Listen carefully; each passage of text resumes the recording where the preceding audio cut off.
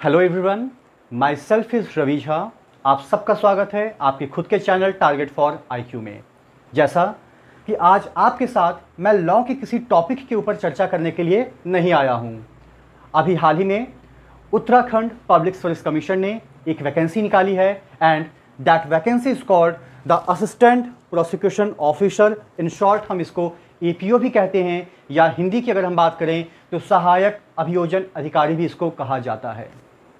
जैसा कि आप सभी को पता होगा कि इस पेंडेमिक के दौर में वैकेंसीज़ का आना हम सभी के लिए किसी भी वरदान से कम नहीं है, लेकिन उसके साथ ही साथ अगर हम किसी भी कॉम्पिटिटिव एग्ज़ाम के फॉर्म को फिल करते हैं तो हमें सबसे पहले ये पता होना चाहिए कि वो एग्ज़ाम कितने स्टेप्स के अंदर डिवाइड किया गया है, कौन कौन से स्टेप्स को आपको ध्यान में रखना है, किन किन स्टेप्स के लिए आपको कौन कौन सी प्रिपरेशन करनी है। जैसा कि APO के एग्ज़ाम से क्लियर है कि जाहिर सी बात है कि आपका ये एग्ज़ाम 3 पार्ट में डिवाइड होगा।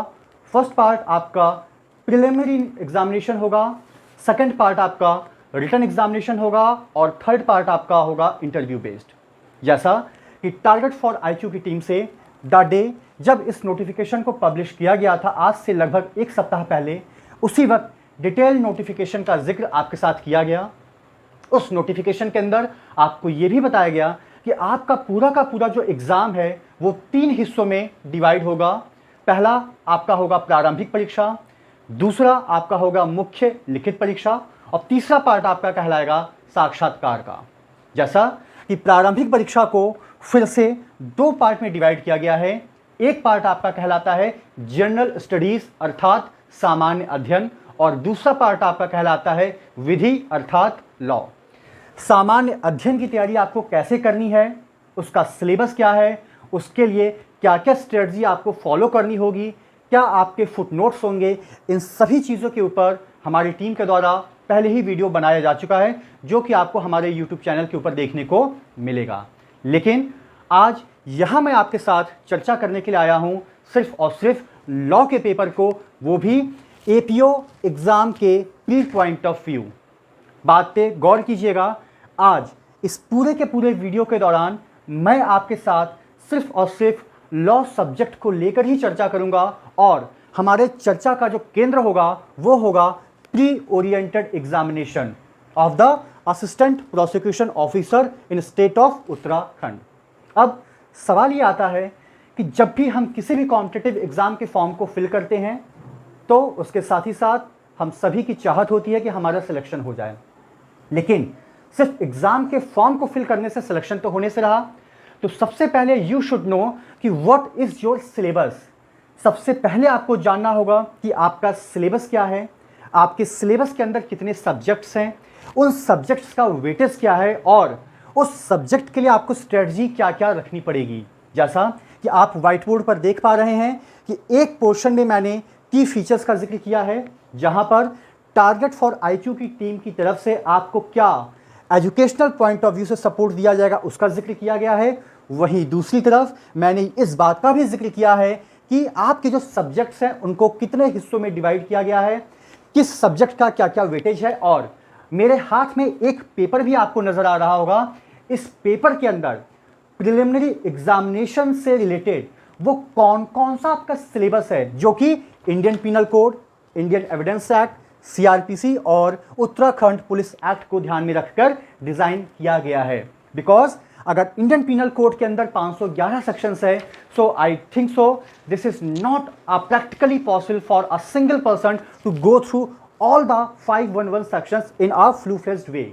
यानी कि किसी भी व्यक्ति के लिए यह संभव नहीं है कि वो इंडियन पीनल कोड के सभी 511 सेक्शंस के ऊपर अपना समान ध्यान केंद्रित कर पाए।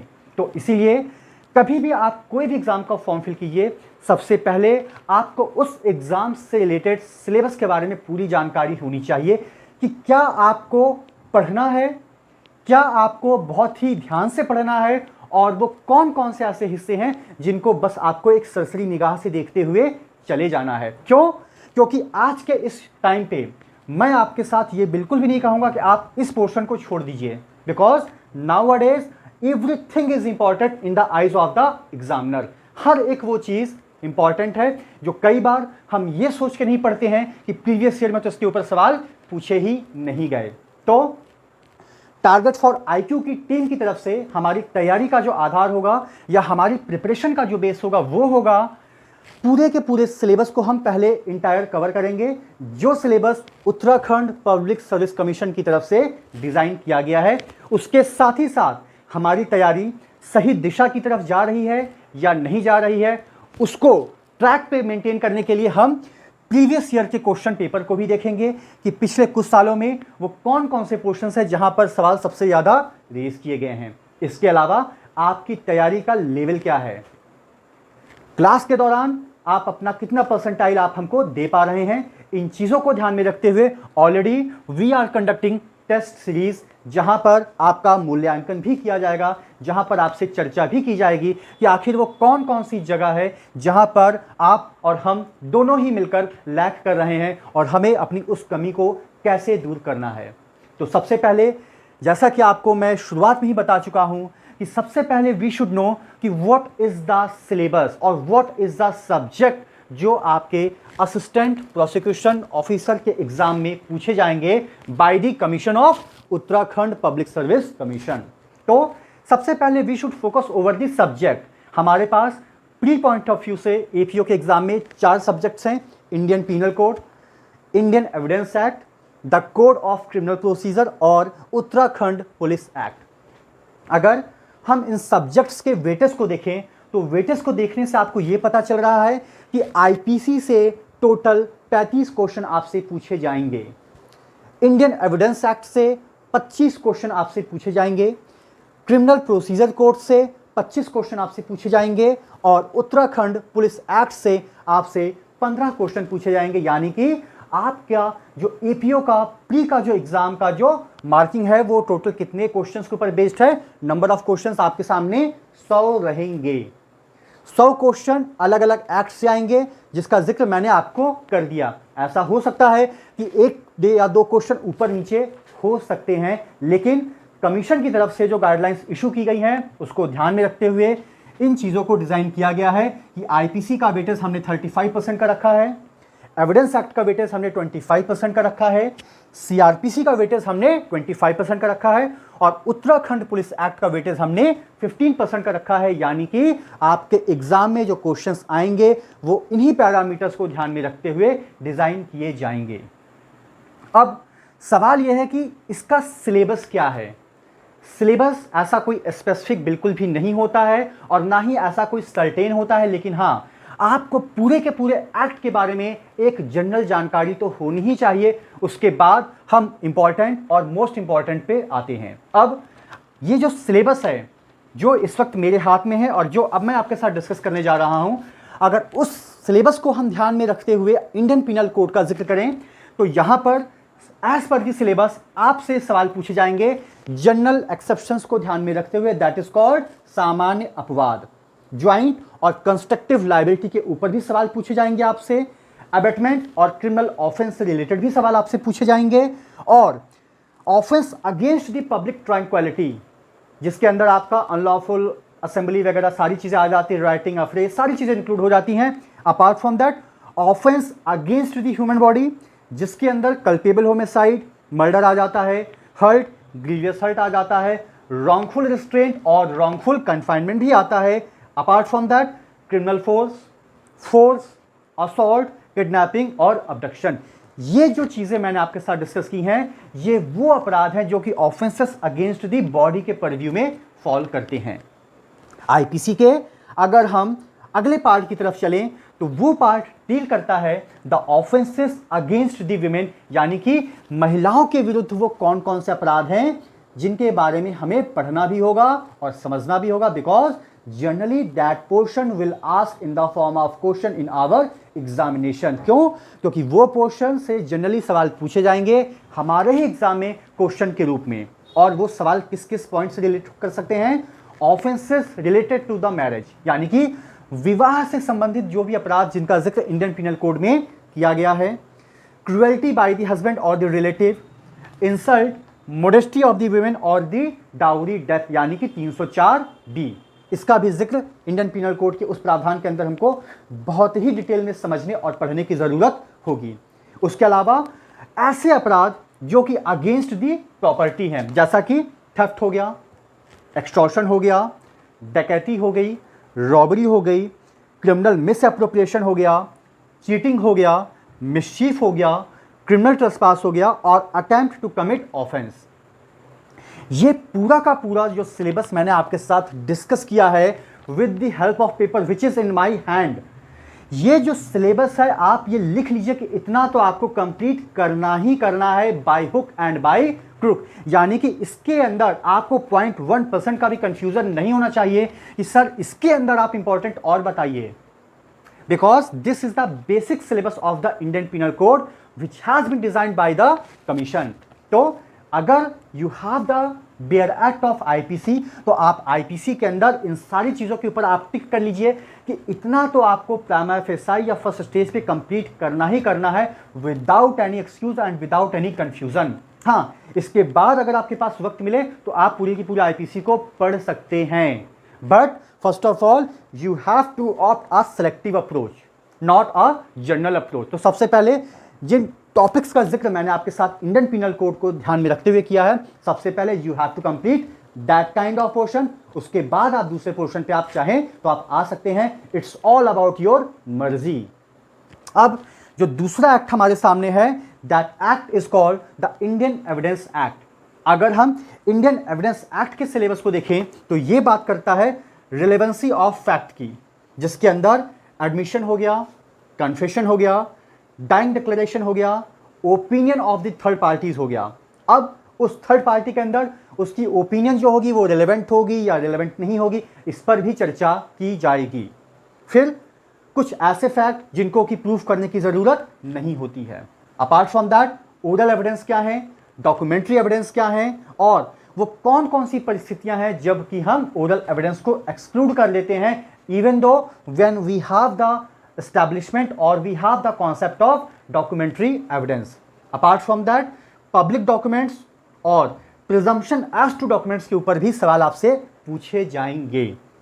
अगर हम इसके आगे की बात करें तो यहां पर बात की जा रही है production and the effect of the evidence, उसके अलावा burden of proof, estoppel, witnesses including there examination. तो ये जो भी चीजें मैं आपके सामने पढ़ के आपको बता रहा हूं, ये हमें Uttarakhand government public service commission की तरफ से ऑफिशियली वेबसाइट के ऊपर जो नोटिफिकेशन पब्लिश की गई है, ये उसी का कंटेंट है।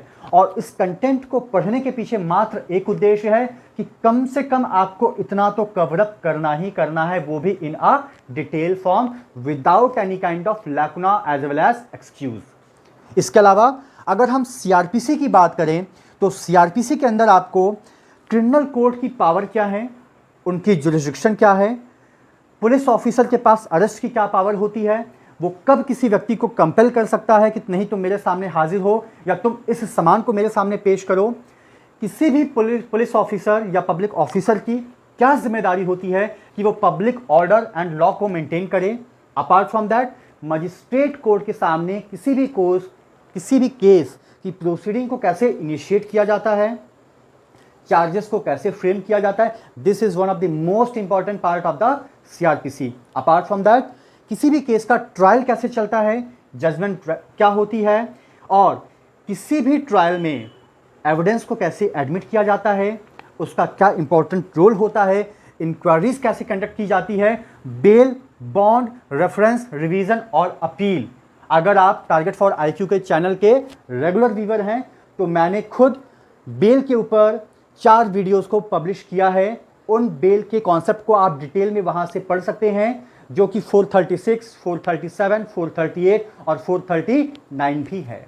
Apart from that reference, revision और अपील के प्रोविजन को भी आपको बहुत ही ध्यान से पढ़ना है कि रेफरेंस की पावर किस कोर्ट के पास होती है, रिवीजन की पावर किस कोर्ट के पास होती है। अगर हम रेफरेंस को गौर से देखें तो इसका जिक्र section 395 of the code of criminal procedure में किया गया है, जहां पर जनरली रेफरेंस की जरूरत हमें कब पड़ती है, जब हमारा कोई एक्ट, हमारा कोई ऑर्डिनेंस, हमारा कोई रूल या किसी भी एक्ट के अंदर कोई प्रोविजन कंटेन्ड है, वो या तो इनऑपरेटिव है या तो इनवैलिड है। लेकिन उसके बारे में अभी तक ना तो वो हाई कोर्ट जिसके सबऑर्डिनेट हम हैं, ना तो उसने डिक्लेयर किया है और ना ही सुप्रीम कोर्ट ऑफ इंडिया ने डिक्लेयर किया है। तो that portion is called the reference. तो रेफरेंस का जो सेक्शन है वो 395 से गवर्न करता है। उसके बाद जो रिवीजन की पावर है वो आपकी कोर्ट ऑफ सेशन को भी हमने दे रखी है और हाई कोर्ट को भी हमने दे रखी है। लेकिन ऑप्शन तो आपको कोई एक ही चूज करना होगा, either to the court of session और either to the high court. अब हम उत्तराखंड पुलिस एक्ट के ऊपर अगर हम आए तो यहां पर एक पुलिस ऑफिसर की क्या ड्यूटीज होती हैं, क्या पावर्स हैं और क्या फंक्शंस हैं। अपार्ट फ्रॉम दैट एक पुलिस ऑफिसर इंचार्ज की क्या ड्यूटीज हैं रिगार्डिंग देयर स्टेशंस, उसका भी जिक्र हमें करना है।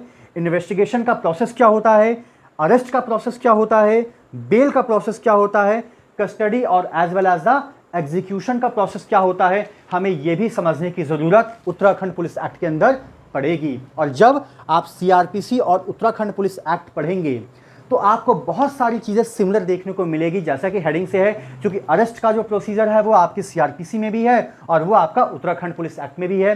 तो वहां पर आपको ये देखना होगा at the time of solving your problem during your examination as well as either your test series कि भाई ये किस एक्ट के तहत गवर्न किया जा रहा है। ये नहीं कि आपसे उत्तराखंड पुलिस एक्ट को ध्यान में रखते हुए सवाल पूछा जा रहा है और आप सीआरपीसी का जिक्र करने चले हैं।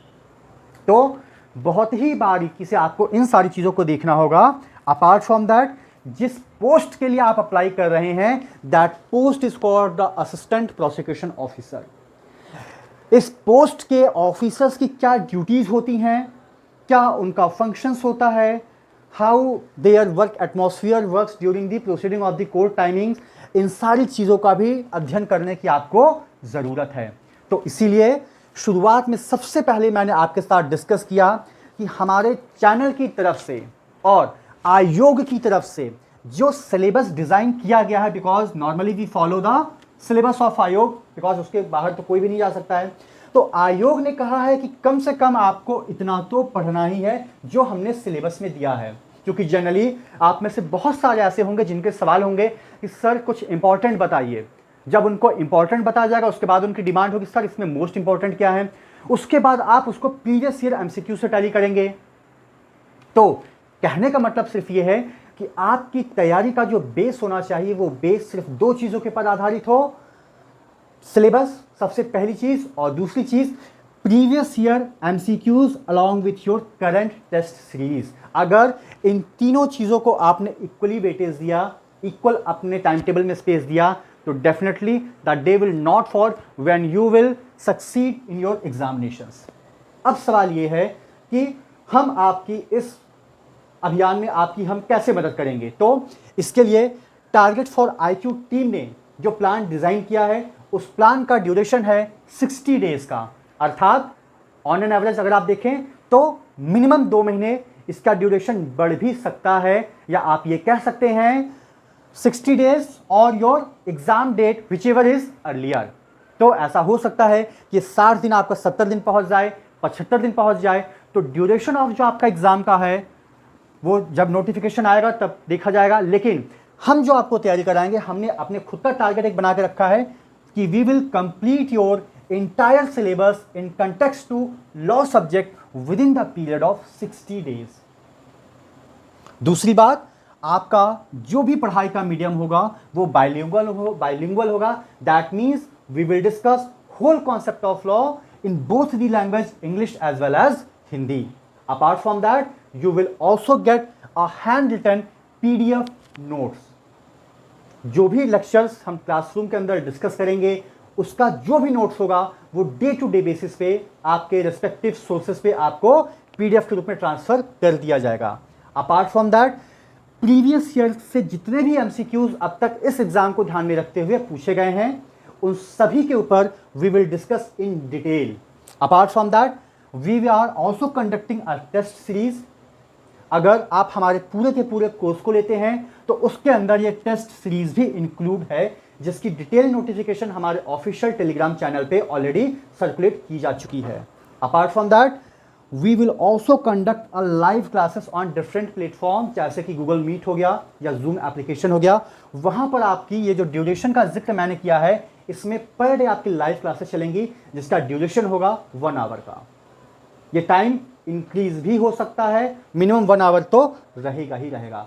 अपार्ट फ्रॉम दैट अगर आप में से कोई ये सोच रहा है कि नहीं यार मेरा आईपीसी बहुत स्ट्रांग है, एविडेंस मेरा अच्छा है, मुझे उत्तराखंड पुलिस एक्ट पढ़ने की ज़रूरत है, क्योंकि जनरली ये लोकल लॉज होते हैं जो कि जनरली हम इसको छोड़ देते हैं, बिकॉज या तो हम उस स्टेट के नहीं होते हैं और या तो हम ये सोचते हैं कि the moment the notification will come then we will start. तो अगर आप में से कोई इंडिविजुअल सब्जेक्ट भी प्री पॉइंट ऑफ व्यू से पढ़ना चाहता है तो वो भी इस प्रोग्राम के अंदर एनरोल कर सकता है। तो it's all about the whole content of the schedule of your APO examination which is going to be conducted by the Uttarakhand Public Service Commission as soon as possible। हमारी तैयारी का जो फीचर्स हैं already we have discuss कि आपकी जो classes का जो ड्यूरेशन होगा बाइलिंगुअल मीडियम होगा, handwritten notes you will get it, previous year MCQs भी आपको प्रोवाइड कराए जाएंगे और उसके ऊपर आपसे डिटेल में चर्चा की जाएगी। टेस्ट सीरीज वर्तमान परिस्थितियों को ध्यान में रखते हुए आपके लिए टेस्ट पेपर भी ऑर्गेनाइज कराए जा रहे हैं, जिसके अंदर आपको बैठना कंपलसरी होगा ताकि आपको ये पता चल सके कि वाकई में आपका पैरामीटर इस वक्त का क्या चल रहा है। लाइव क्लासेस होंगी जहां पर you can interact with your respective faculty from 1 to 1। Then individual subjects के भी ऑप्शंस हैं कि अगर आपको लगता है कि इन 4 में से कोई एक सब्जेक्ट आपका बहुत अच्छा है, उसके लिए शायद आपको हेल्प की ज़रूरत नहीं है, तो जो सब्जेक्ट आपका वीक है या आपको लगता है कि नहीं इसमें मुझे हेल्प की ज़रूरत पड़ेगी, इसके लिए we need a advice from the team of target for IQ, तो आप उसमें भी अपने आप को इनरोल करा सकते हैं। लेकिन सबसे पहली बात है कि आपको ये देख लेना होगा कि वेटेज क्या है। वेटेज के हिसाब से आप सिलेबस पे गो थ्रू कर जाइए। आप ये मान के चलिए कि सिलेबस आपको रट जाना चाहिए, पूरा का पूरा सिलेबस, कि आपका सिलेबस है क्या, कौन कौन से पोर्शंस है जहां से सवाल पूछे जाते हैं, उसके बाद वी विल फिल्टर और उसके बाद उसके ऊपर आपकी तैयारी को करवाया जाएगा। सो यहां पर एक नंबर भी दिया गया है, दैट नंबर इज 750011100314। अगर इस प्रोग्राम से रिलेटेड आपकी कोई भी क्वेरीज हो, इंक्वायरीज हो, कोई भी डाउट हो, तो आप इस नंबर पे कॉल करके मैसेज करके आप कोई भी जानकारी ले सकते हैं। So thank you so much to all of you. Be focused on your syllabus in context to your examination. Thank you so much to all of you and wishing you all the best.